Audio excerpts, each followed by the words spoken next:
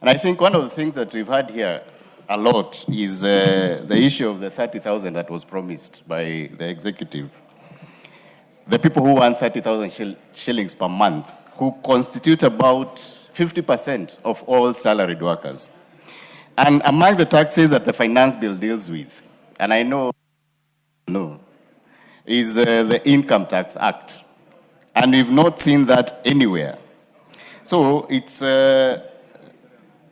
very important that we point out that of all the promises that keep being made, that is another unkept promise that was made by the executive. I'll start by the issue of tax exempt and zero rating.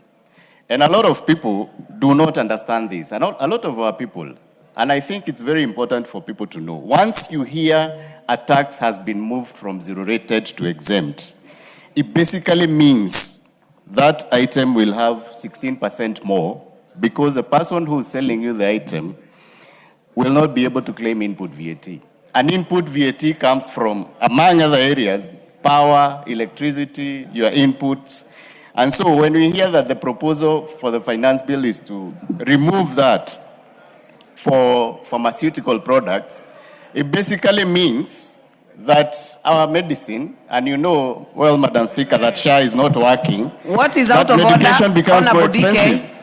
Hold on, Honorable Member from Kegumo. Point of order, Speaker. We know very well the function of this House, apart from legislation, is to make laws. When the member who is on the floor alleges standing order number 83, standing order number 83, shut up. When a member alleges that promises have not been made in this finance bill, while it is the function of this House to make laws, then what are you saying? Are you saying that you are impotent in your function?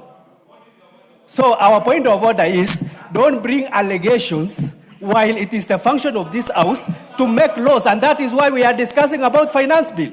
So if you want to introduce amendments, and you support them. If you have the Honorable Member for Soy, you have made your point, but I do not hear exactly what is out of order.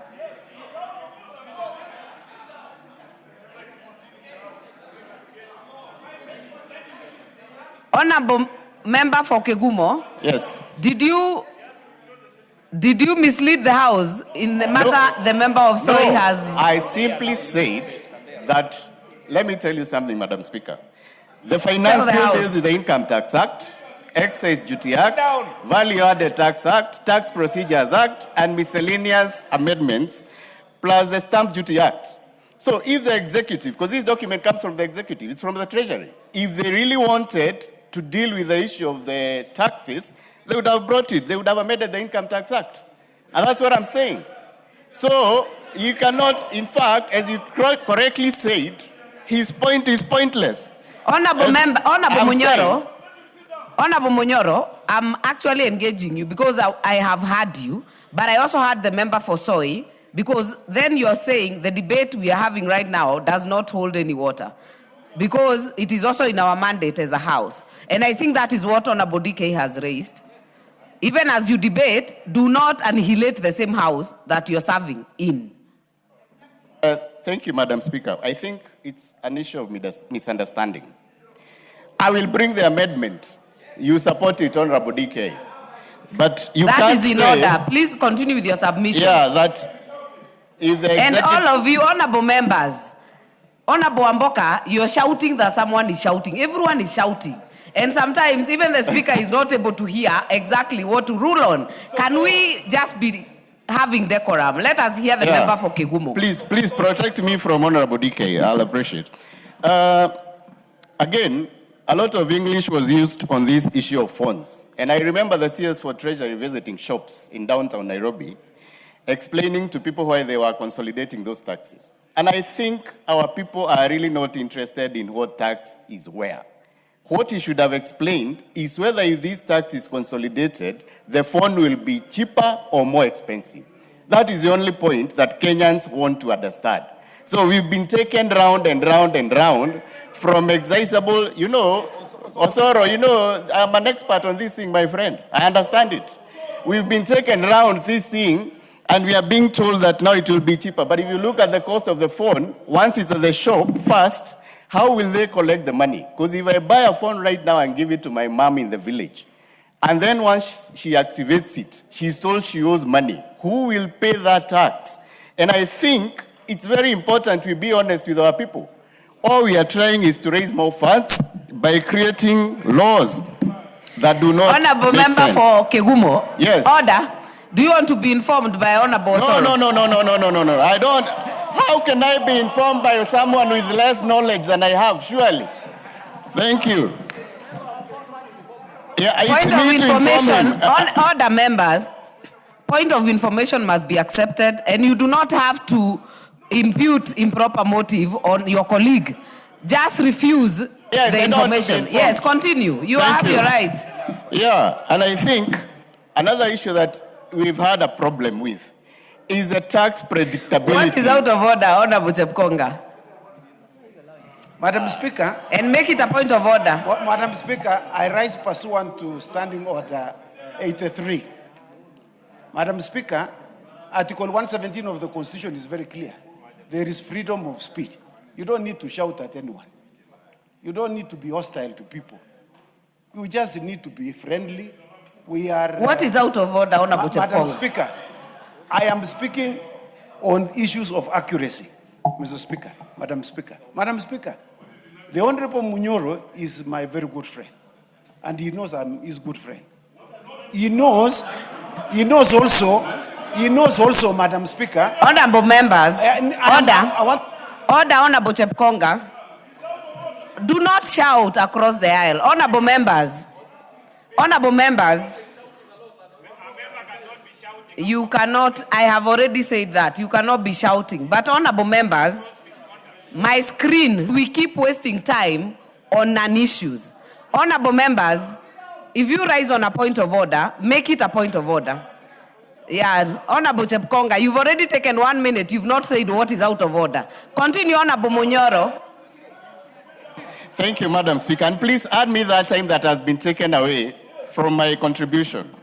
I wanted to say that we've had excise proposal of removing or changing the tax on ceramics from 50 shillings per 500 kgs to 50 shillings of the excisable value.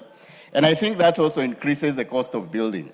And I know as we continue saying that we are trying to protect the common person, we cannot obviously be taking more money from their pocket as we continue bringing new tax measures. The other thing that has brought a lot of contention here is the removal of VAT on clothing from 16% to exempt. Again, it just means that if you sell clothes, you won't be able to claim your tax. And that also means people will pay more. And this, Honorable Speaker, you remember, is we've been increasing taxes throughout this regime from when we started in 2022.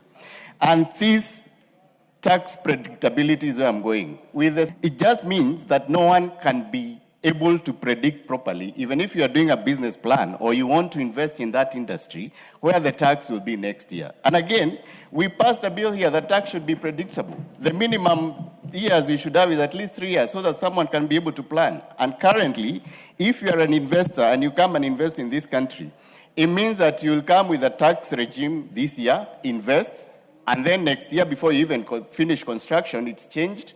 And that makes it very hard to do genuine business. Scrap metal dealers are business people. They are genuine. Someone called them thieves. They are not. They are people who actually earn an honest living. They should have a predictable tax regime. They are business. They pay taxes. We've also introduced withholding tax on dividends from for Honorable member for... And I think, please... Honorable member for Keses, point of information has to be accepted.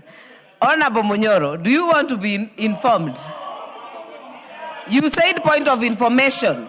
Honorable Ruto.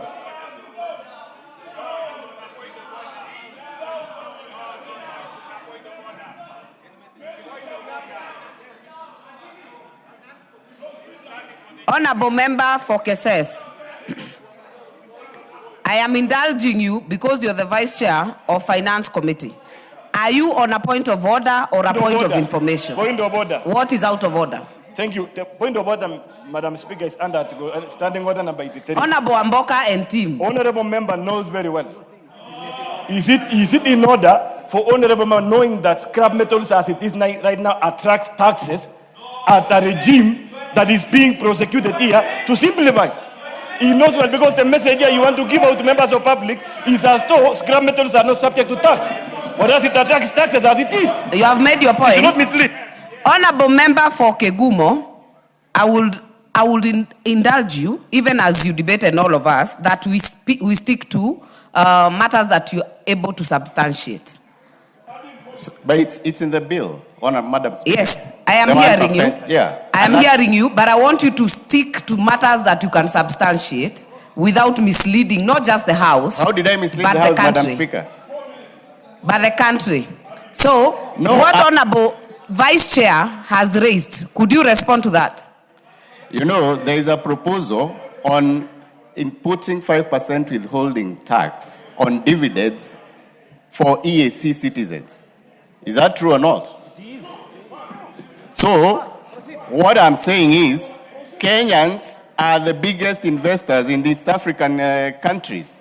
What will happen if the countries decide to reciprocate and they give us a bigger tax? What will happen to our investors? Our banks are all over the African continent. So I think some of these tax measures have not been looked at critically so that we protect our Kenyan investors. And Madam Speaker, I think as much as we try and contribute, this interruption interferes with the thought. And I honestly respect Honorable Ruto, but you must protect other speakers from this kind of shenanigans. We are here on very serious business of rejecting... Order, Honorable Member for Kegumo. Honorable members, even from my left, you have actually been interfering with the other members on the other side. Point of orders and standing order 83 are legal and allowed. Kindly complete your submission.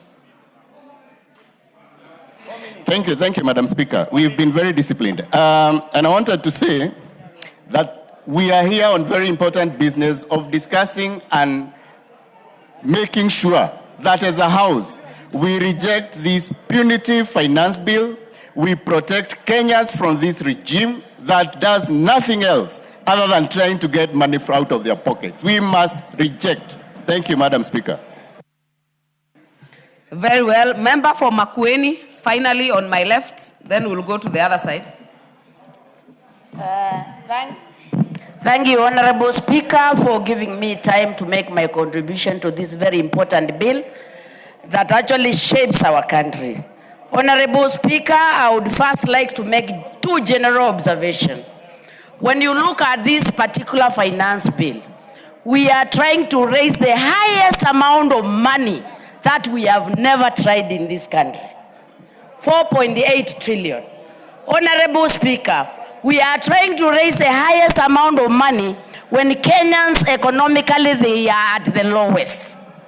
In my view, Honorable Speaker, this is a finance bill that is not informed by the context that we are operating in. It's a finance bill that is prescriptive but not proactive. So I think it is very important. Anytime we draw a finance bill, we are not trying a finance bill for Tanzania, we are doing a finance bill for Kenya, and we must be informed by prevailing economic situations and the livelihoods of our people. My second observation, Honorable Speaker, is that the entire finance bill, you realize that it is based on a capacity that we do not have on this country. When you have a finance bill that is going to have 1.1 trillion deficit, already shows you are chewing more than what we can actually consume. And generally, that is training Kenyans for no apparent reason. What is out of order? And we should actually work. Order, members. What is out of order? Honorable Makilap. Yes. Honorable Makilap. What is out of order? Madam Speaker, I rise understanding order number 83. Is it in order for the honorable member to mislead this House that this finance bill is trying to raise 4.8 7 billion, Madam Speaker. That is a budget of the country. The finance bill is trying to raise 98 billion, not 4.7 billion, Madam Speaker. So she is misleading the House, Madam Speaker. You made your point, Honorable Member for Makueni. Give Member for Makueni the mic. I think I'm very accurate, Honorable Speaker, because the money we are trying to raise in this finance bill, total cost is 4.8. No, there is the other bit, but I'm trying to divide them accordingly. Honorable Speaker, I need to be protected.